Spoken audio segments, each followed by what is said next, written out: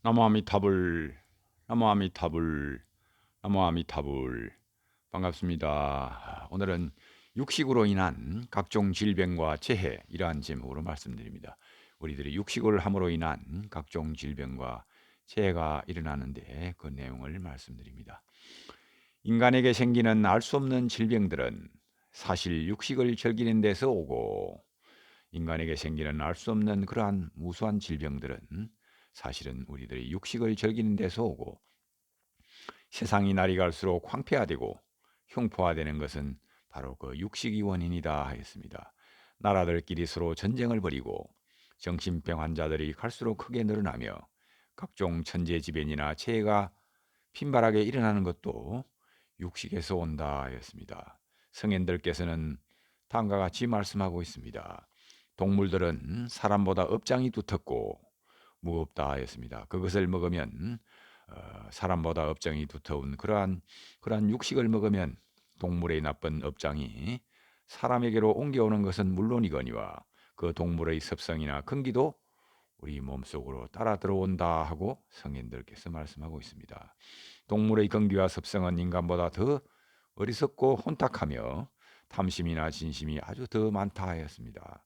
그러므로 축생의 몸을 받는다 했습니다.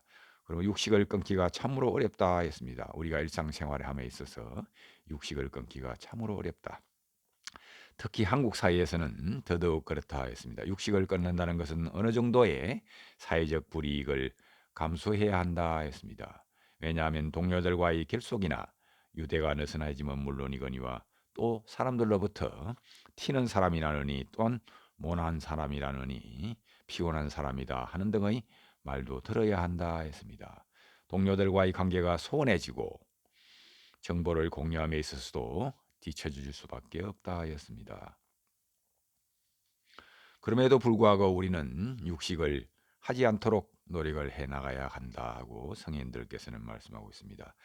왜냐하면 육식을 해서 얻는 이익보다는 육식을 하지 않음으로 인해, 즉 채식을 함으로 인해서 얻는 이익이 훨씬 더 크고 많기 때문이다 하였습니다. 육식을 하느냐 여부는 실로 우리의 영혼이 맑아지고 정화되느냐 아니면 더러워지고 퇴전하느냐의 갈림길에 있다 하셨습니다. 살아있는 동물을 끔찍하게 죽여서 먹는 행위야말로 인간의 몸과 마음과 영혼을 더럽히고 망가뜨리는 어리석은 행위다라고 말씀하고 있습니다. 육식을 덜하게 되면 덜할수록 우리의 업장은 가벼워지고 깨끗해진다 하였습니다. 동물들이 죽어갈 때 그 내지르는 처참한 비명과 신음 소리는 그 자체로 엄청난 충격이다 하였습니다. 육식을 즐긴 사람이 겪는 나쁜 가보는 살아서는 물론이고 죽어갈 때 분명히 찾아온다 하였으며 죽고 나서도 찾아온다고 하였습니다. 단지 우리의 인간의 눈에 당장 보이지 않는다고 해서 믿지 않는다 하였습니다. 아메리카 인디안들은 동물을 사냥할 때 정말로 꼭 필요한 양만 사냥을 하고, 사냥하기에 앞서 동물을 위해 기도하고, 또 동물을 죽이기 전에도 그 동물의 영혼을 위해 기도하고 고통이 가장 적은 방법으로 도살을 한다 했습니다.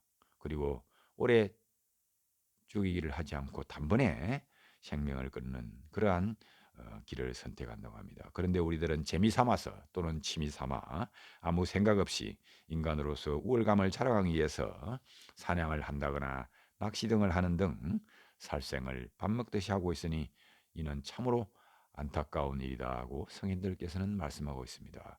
그러므로 우리들은 점차 육식을 줄여가서 결국에는 육식을 끊고 채식하는 그러한 생활 습관을 기르도록 해야 한다 하는 겁니다. 왜냐하면 육식을 하는 것보다는 채식을 하는 것이 훨씬 더 이익이 많기 때문이다. 육식을 하면 각종 질병 등 갖가지 장애가 한없이 많기 때문에 육식을 끊고 채식을 한다 하는 말씀이 되겠습니다. 감사합니다. 나무 아미타불, 나무 아미타불, 나무 극락도사 아미타불.